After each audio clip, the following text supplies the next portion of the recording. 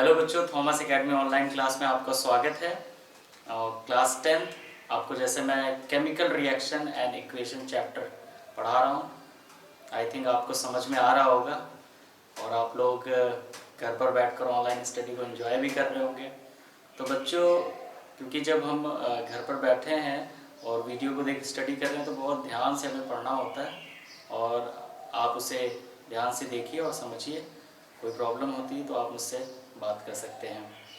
तो जब हम ये चैप्टर पढ़ा रहे हैं केमिकल रिएक्शन एंड इक्वेशन, इससे पहले वाली क्लास में मैंने आपको टाइप्स ऑफ केमिकल रिएक्शन बताया था, जिसमें हमने 3 रिएक्शन के बारे में हमने बात करी थी। वो 3 रिएक्शन थी कॉम्बिनेशन रिएक्शन, जिसको हम संयोजन अभिक्रिया कहते हैं, डीकम्पोजिशन रिएक्शन जिसे हम अपघटन अभिक्रिया कहते हैं, डिस्प्लेसमेंट रिएक्शन जिसे हम विस्थापन अभिक्रिया कहते हैं, डबल डिस्प्लेसमेंट इसे हम द्विविस्थापन अभिक्रिया ऑक्सीडेशन एंड रिडक्शन यानी ऑक्सीकरण और अपचयन अभिक्रिया। इन तीनों के बारे में आपको समझ में आ गया होगा। और आज हम बात करेंगे सिर्फ double displacement, oxidation and reduction की। तो चलो बच्चों, हम लोग इन दोनों के बारे में आज स्टडी करते हैं।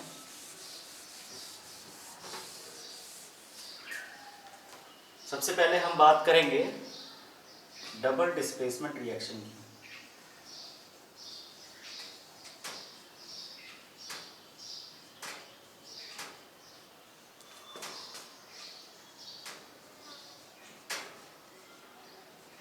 ये शॉर्ट फॉर्म होता है रिएक्शन का लिखने का। डबल डिस्प्लेसमेंट रिएक्शन क्या होता है? In this type of reaction when two different substance exchange their ion and form a new compound, it is called double displacement reaction. in this type of reaction में क्या होता है, जब दो substance होते हैं वो आपस में अपने आयन को एक्सचेंज कर लेते हैं। आयन्स का मतलब आपको समझ में आया होगा कि जब हम किसी को, जैसे सोडियम क्लोराइड है, एक्वस सॉल्यूशन बनाते हैं और उसके आयन्स में ब्रेकडाउन हो जाना, तो उसे हम, जब आयन में चार्ज लगे होते हैं, आपको बताया था मैंने क्लास 9 में, आयन्स जो होते हैं उसमें चार्ज होते हैं प्लस और माइनस, कैटायन एनायन। तो वैसे ही इस रिएक्शन में क्या होता है, जब भी दो कोई सब्सटेंस होंगे और वो आपस में अपने आयन को एक्सचेंज कर लेंगे और उससे जो प्रोडक्ट बनेगा, एक नया कंपाउंड बनेगा, जिसे हम क्या बोलते हैं, डबल डिस्प्लेसमेंट रिएक्शन।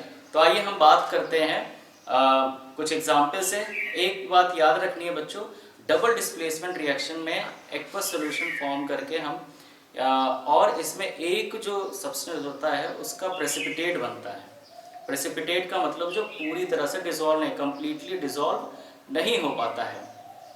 तो हम कुछ एग्जाम्पल से हम स्टडी करेंगे। बेरियम क्लोराइड की रिएक्शन हम कराएंगे सोडियम सल्फेट के साथ में।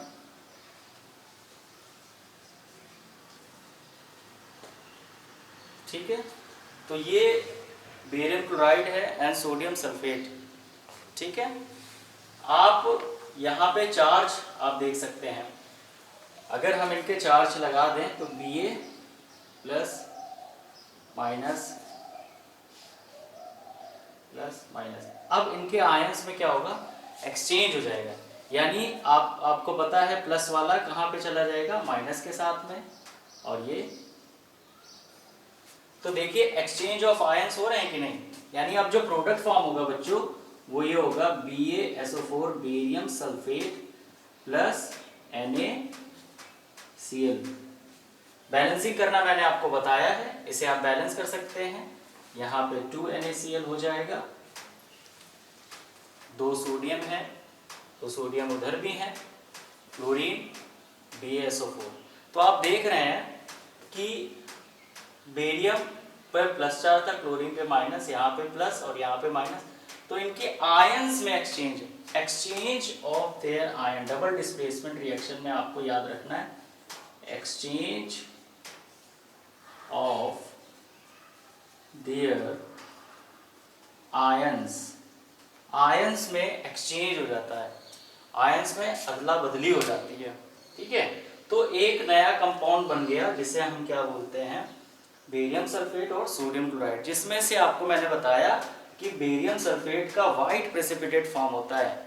तो ये प्रेसिपिटेट रिएक्शन का भी एग्जाम्पल है। तो इसका एक वाइट प्रेसिपिटेट हमें मिल जाता है। ठीक है बच्चों, अब हम दूसरी रिएक्शन पे बात करते हैं। फिर से हम बेरियम क्लोराइड लेते हैं, कॉपर सल्फेट की रिएक्शन इसके साथ करा सकते हैं।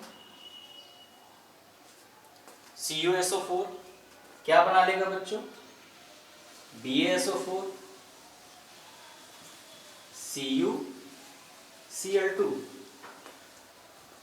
ठीक है, तो आप देख रहे हैं यहाँ पे plus charge minus, plus charge minus, फिर से एक्सचेंज हो गया BaS, क्योंकि प्लस वाला माइनस के साथ में जाएगा, और यहाँ पे भी ये। तो आप देख रहे हैं यहाँ पे भी आपका एक्सचेंज ऑफ देयर आयन से ये कंपाउंड फॉर्म हो गया, जो कि ये डिसॉल्व नहीं होता है कंप्लीटली, वाइट प्रेसिपिटेट फॉर्म हो जाता है। तो ये प्रेसिपिटेट रिएक्शन का भी एक एग्जाम्पल है। प्रेसिपिटेट का मतलब होता है बेटा जो पूरी तरह से डिसॉल्व नहीं होता है, जो अवक्षेप बन जाता है। हिंदी में इसे हम अवक्षेपण अभिक्रिया भी कहते हैं। अब मान लेते हैं हमारे पास सिल्वर नाइट्रेट है, सिल्वर नाइट्रेट की रिएक्शन हम करा दें सोडियम क्लोराइड के साथ में। हमें कंपाउंड नेम याद होना बहुत जरूरी है बच्चों, ठीक है। तो आपको मैंने बताया था 9th क्लास में कैसे याद करते हैं, उसे आप याद करके तब आप लिखें। जब आप नाम लिखकर याद करते हैं, बोलते जाते हैं, तो आपको कंपाउंड नेम याद होता है। ये आपका बना लेगा AgCl एंड सोडियम नाइट्रेट। इसमें आपको बहुत ज्यादा दिमाग नहीं, NaNO3 प्लस माइनस का याद रखिए। तो आप ये देखिए सिल्वर चला गया क्लोरीन के पास में, क्यों, प्लस जाएगा माइनस के साथ में, और यहाँ सोडियम जो आ गया NO3। ठीक है, एक और रिएक्शन को हम देखते हैं, लेड नाइट्रेट PbNO3 का होल ट्वाइस। इसकी रिएक्शन हम करा सकते हैं सोडियम आयोडाइड के साथ में,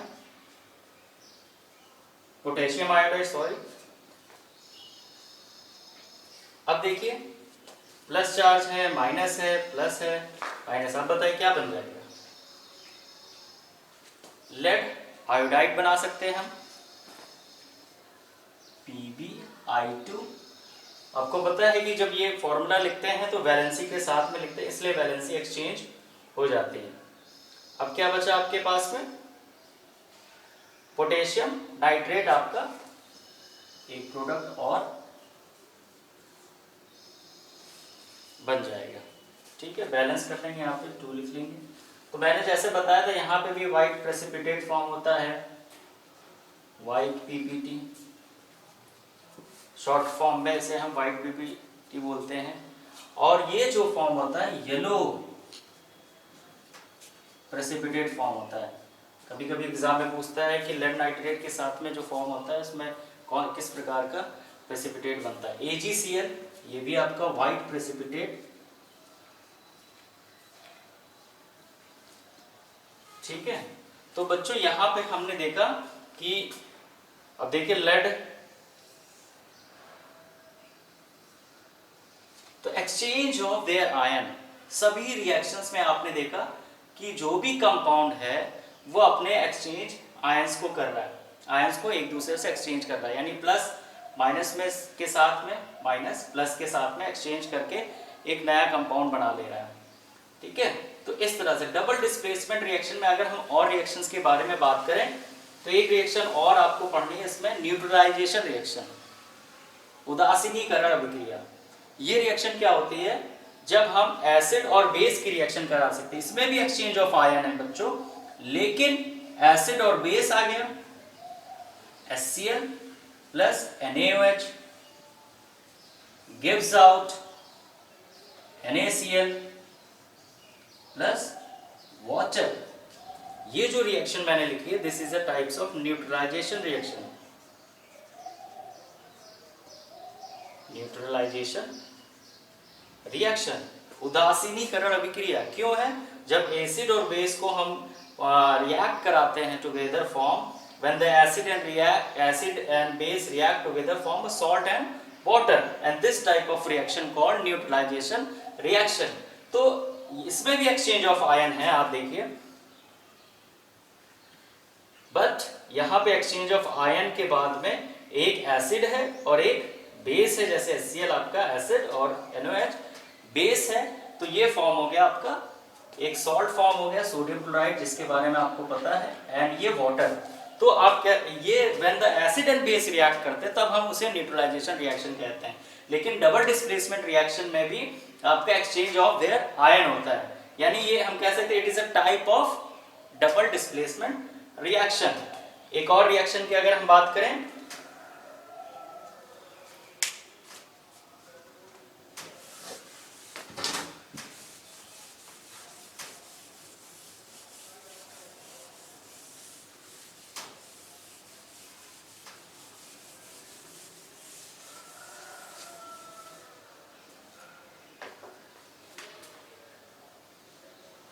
एक और एसिड ले लेते हैं, nitric acid plus ammonium hydroxide, ये आपका बेस हो गया। तो क्या बना लेगा आपका NH4NO3 ammonium nitrate plus water, क्योंकि आपको मैंने बताया when acid and base react together, HNO3 में ये आपका एसिड हो गया,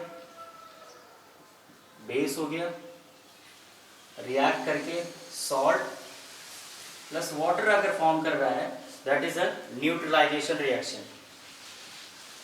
कौन सी अभिक्रिया? न्यूट्रलाइजेशन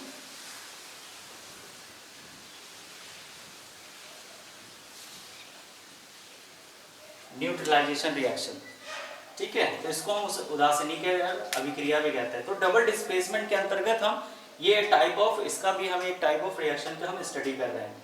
कल मैंने आपको बताया था जब हम पढ़ा रहे थे आपको डिकम्पोजिशन रिएक्शन, तो मैंने उसमें एक्सोथर्मिक और एंडोथर्मिक की बात नहीं करी थी। एक्सोथर्मिक रिएक्शन क्या होता है?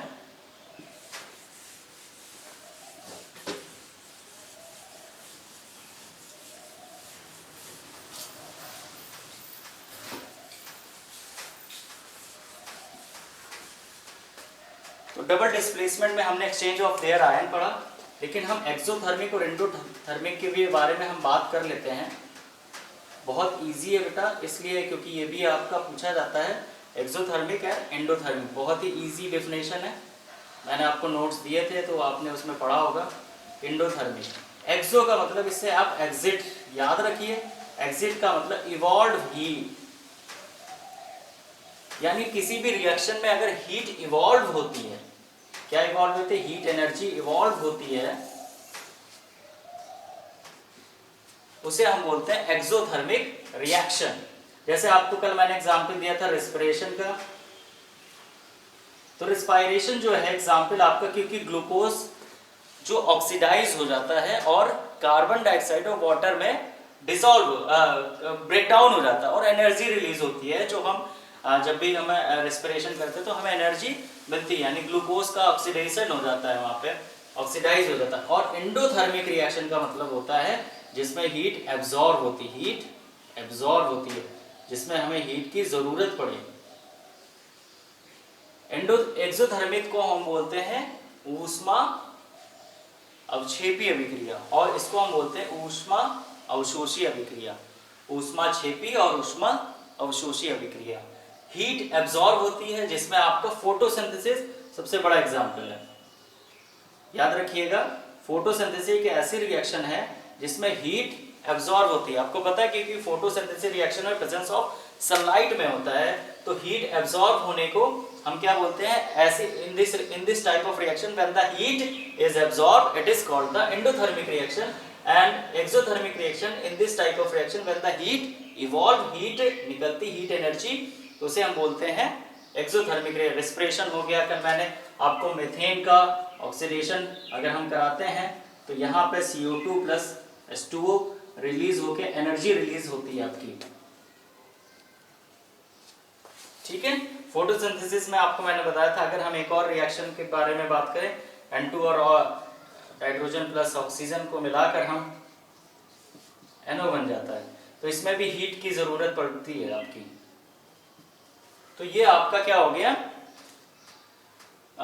Endothermic reaction. तो आज हमने डबल डिस्प्लेसमेंट भी देखा रिएक्शन, जिसमें एक्सचेंज ऑफ देयर आयंस हो रहे हैं। और फिर आपको मैंने बताया कि न्यूट्रलाइजेशन रिएक्शन में क्या होता है, when the acid and base react together it form salt and water. और ये भी रिएक्शन देखिए, एक्सोथर्मिक और एंडोथर्मिक रिएक्शन, ऐसे विक्रियाएं जिसमें ऊष्मा का ह्रास होता है या ऊष्मा निकलती है, उसे हम एक्सोथर्मिक रिएक्शन बोलते हैं। एंडोथर्मिक ऐसी रिएक्शन जिसमें ऊष्मा अवशोषित होती है, उसे हम बोलते हैं एंडोथर्मिक रिएक्शन या ऊष्मा शोषी अभिक्रिया, जिसमें आपको प्रकाश संश्लेषण की अभिक्रिया भी एक तरह का एग्जाम्पल है एंडोथर्मिक का। और N2+O2 में भी हीट को करें तो NO नाइट्रोजन ऑक्साइड आपका फॉर्म हो जाता है। ठीक है बच्चों, अब हम बात करेंगे ऑक्सीडेशन एंड रिडक्शन रिएक्शन की।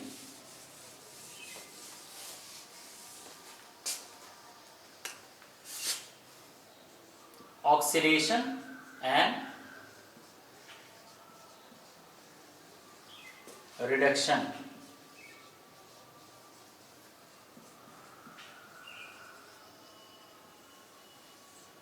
ऑक्सीडेशन एंड रिडक्शन बच्चों, इसको समझने के लिए आपको कुछ बातें आपको हम बता दें पहले, उसके बाद आपको इसके लिए आप सबसे पहले ऑक्सीडेशन और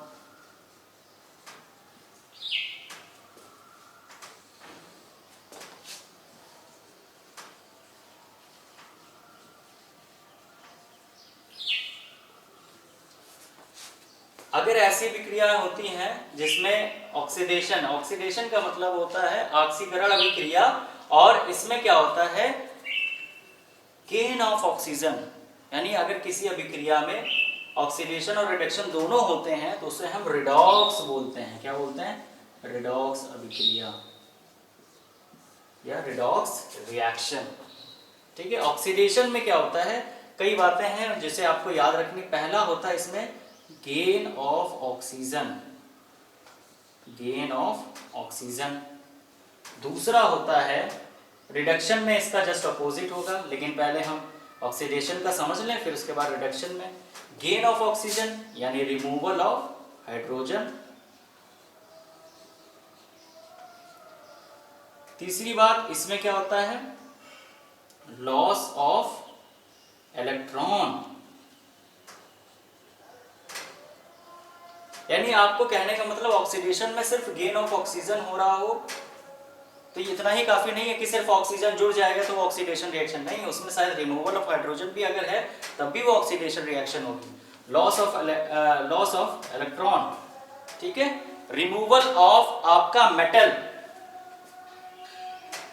रिमूवल ऑफ मेटल या electropositive element.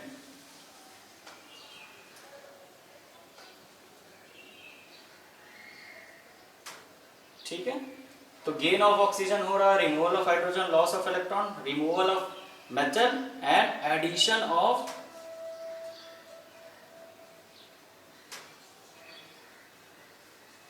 Non metal.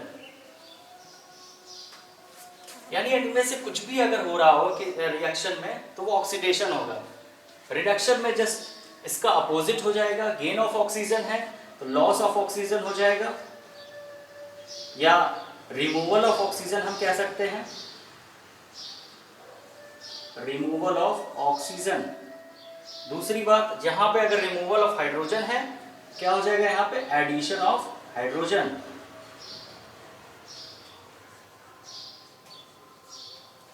Loss of electron है तो क्या हो जाएगा, गेन ऑफ इलेक्ट्रॉन।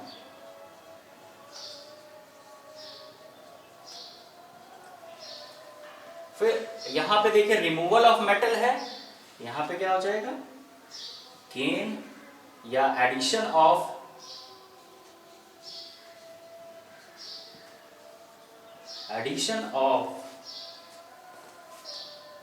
मेटल या इलेक्ट्रोपॉजिटिव।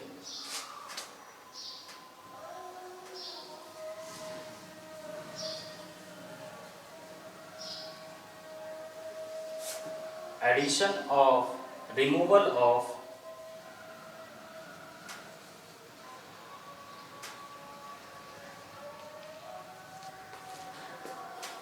तो बच्चों आपको याद रखना है ये यहाँ पे इलेक्ट्रोनेगेटिव हो जाएगा, इलेक्ट्रोनेगेटिव।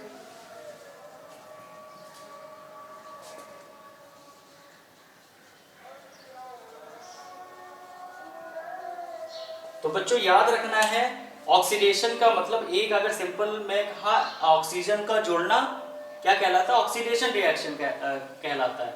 रिडक्शन में रिमूवल ऑफ ऑक्सीजन यानी ऑक्सीजन का निकल जाना, या रिमूवल ऑफ हाइड्रोजन हो या एडिशन ऑफ हाइड्रोजन हो। ये बात याद रखनी है आपको, ठीक है, कि अगर किसी भी रिएक्शन में ऑक्सीजन का गेन हो रहा है और ऑक्सीजन निकल रहा है तो वो रिडक्शन होगा, और ऑक्सीजन ऐड हो रहा हो तो ऑक्सीडेशन होगा। या इस तरह से याद रखें, अगर किसी भी रिएक्शन में ऑक्सीजन जुड़ रहा है और हाइड्रोजन निकल रहा है तो क्या होगा, ऑक्सीडेशन होगा। अगर हाइड्रोजन जुड़ रहा है और ऑक्सीजन निकल रहा है तो वो क्या होगा, रिडक्शन रिएक्शन होगी। अगर दोनों हो रहे हैं तो वो कौन से reaction, oxidation reduction and redox reaction कहेंगे उसे। अब कुछ एग्जाम्पल्स के बारे में हम बात करेंगे, ये अभी हम इसमें हम बात करेंगे।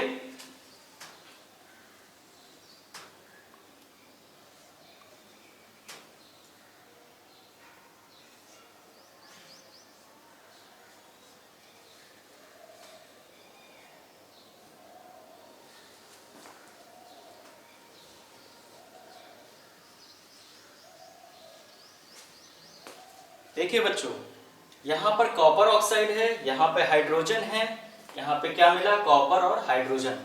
अब आप देखिए कॉपर ऑक्साइड से ऑक्सीजन का क्या हो रहा है, ऑक्सीजन यहां से निकल गया ना, removal of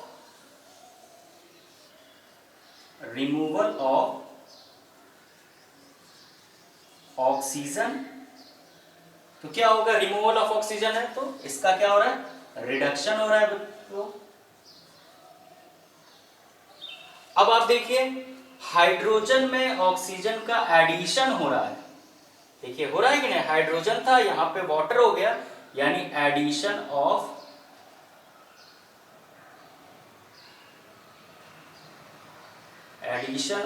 oxygen,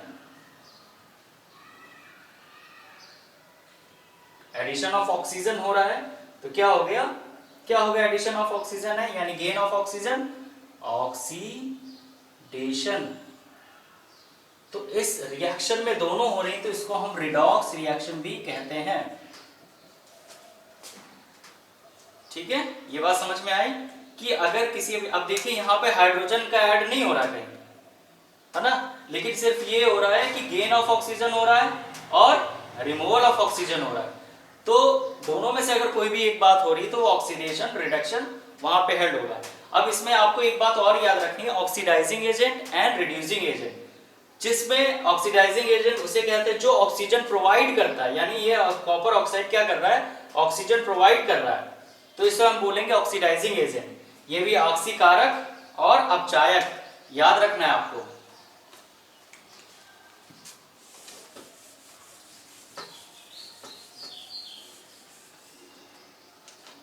oxidising agent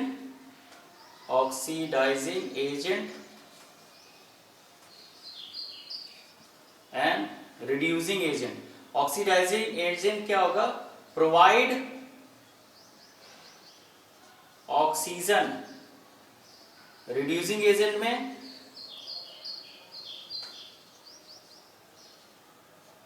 provide hydrogen. तो यहाँ पे अभी तो एडिशन ऑफ, यानी अगर हाइड्रोजन यहाँ पे मिल रहा है तो ये आपका क्या हो जाएगा, ये यहाँ पे रिमूवल ऑफ ऑक्सीजन रिडक्शन है, तो ये यहाँ पे ऑक्सीजन प्रोवाइड कर रहा है, कॉपर ऑक्साइड ऑक्सीजन प्रोवाइड कर रहा है, तो इसलिए कॉपर ऑक्साइड क्या होगा, ऑक्सीडाइजिंग एजेंट हो जाएगा, ठीक है। और जो बचा वो क्या होगा, हाइड्रोजन क्या हो जाएगा आपका, यानी प्रोवाइड, हाइड्रोजन तो कर नहीं रहा है यहाँ पे, लेकिन क्या कर रहा है, हाइड्रोजन को प्रोवाइड, हाइड्रोजन प्रोवाइड कर रहा है यहाँ पे, ऑक्सीजन ये प्रोवाइड कर रहा है, तो ये ऑक्सीडाइजिंग और ये रिड्यूसिंग एजेंट हो जाएगा आपका हाइड्रोजन। ठीक है, आई बात समझ में। एक और रिएक्शन को हम लेते हैं तो आपको और अच्छे से समझ में आ जाएगा।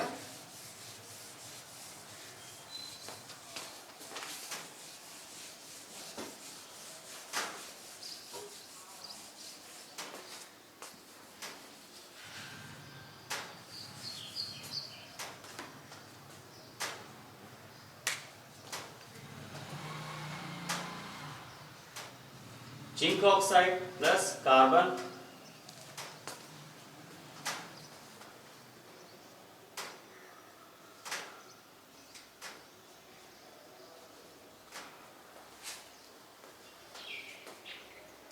ठीक है। अब देखिए यहाँ पे ZNO, यहाँ पे रिमूवल ऑफ क्या हो रहा है, ऑक्सीजन, यहाँ पे एडिशन ऑफ ऑक्सीजन, तो ये इसका क्या हो रहा है, रिमूवल ऑफ ऑक्सीजन होगा तो क्या होगा, रिडक्शन, और गेन ऑफ ऑक्सीजन होगा तो क्या होगा, ऑक्सीडेशन। ठीक है, तो ये बात समझ में आई। तो इस तरह से आप किसी भी ऑक्सीडेशन रिडक्शन को पता कर सकते हैं जब उसमें एडिशन ऑफ ऑक्सीजन हो या रिडक्शन रिमूवल ऑफ ऑक्सीजन हो, तो वो क्या होगा आपका। लेकिन अगर हम बात करें एक और रिएक्शन की, हाइड्रोजन सल्फाइड प्लस क्लोरीन, तो क्या बना लेगा, HCl प्लस सल्फर, बैलेंस कर लेंगे। अब देखिए बच्चों यहाँ पे तो ऑक्सीजन तो है नहीं, अब क्या हो गया, अब तो कहेंगे सर इसमें ऑक्सीडेशन रिडक्शन तो हो ही नहीं रहा। लेकिन आप देखिए हाइड्रोजन तो ऐड हो रहा है, हाइड्रोजन यहाँ पे ऐड हो रहा है, तो जब हाइड्रोजन ऐड होगा तो क्या हो जाएगा, एडिशन ऑफ हाइड्रोजन क्या कहलाता है, reduction.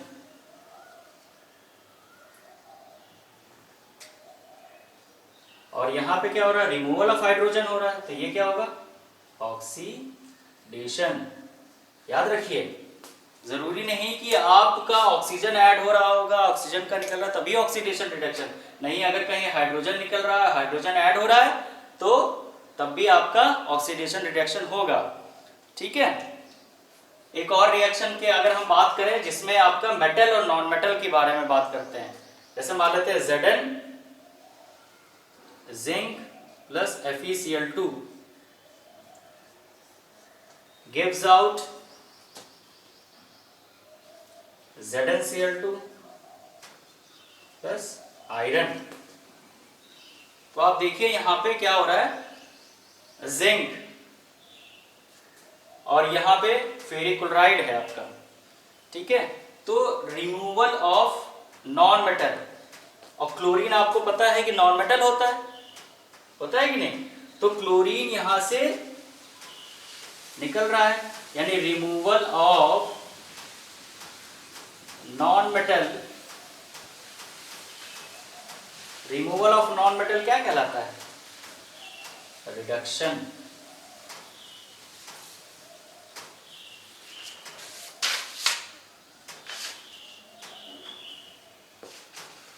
And addition of non metal क्या कहलाता है,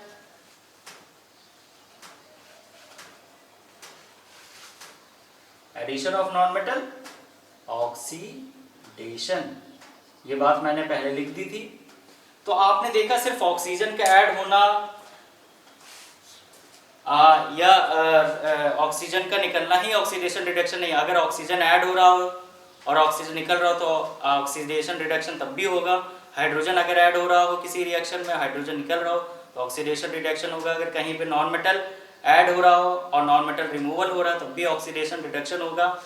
ठीक है, याद रखेंगे इस बात को ऑक्सीडेशन रिडक्शन में। तो ये दोनों जो आपने एग्जाम्पल पढ़े ये सब रिडॉक्स रिएक्शन भी हैं, क्योंकि इसमें ऑक्सीडेशन रिडक्शन दोनों हेल्ड हो रही। और ऑक्सीडाइजिंग एजेंट वही होगा जो ऑक्सीजन को प्रोवाइड करता है, यानी वो खुद ही इटसेल्फ रिड्यूस हो जाएगा। ऑक्सीडेशन खुद प्रोवाइड करके वो खुद रिड्यूस हो जाता है। और रिड्यूसिंग एजेंट क्या होगा, जो हाइड्रोजन प्रोवाइड करेगा या रिमूवल करेगा। ठीक है, तो आई थिंक ये बात आपको समझ में आई होगी बच्चों। जो मैंने आज रिएक्शन पढ़ाई, डबल डिस्प्लेसमेंट, जिसमें एक्सचेंज ऑफ देयर आयंस होते हैं और उसमें फिर मैंने बात करी थी आपकी प्रेसिपिटेशन रिएक्शन, प्रेसिपिटेशन जिसमें ऐसी रिएक्शन जिसमें प्रेसिपिटेट फॉर्म हो जाता है। फिर मैंने बात करी neutralization reaction, when acid and base react together form salt and water, it is called neutralization reaction. And exothermic endothermic के बारे में बात करी थी। Exothermic those reaction in which heat energy is evolved called exothermic reaction, and endothermic reaction in which reaction heat is absorbed, it is called endothermic reaction। फिर हमने बात करी ऑक्सीडेशन एंड रिएक्शन जिसके बारे में अभी मैंने पढ़ाया।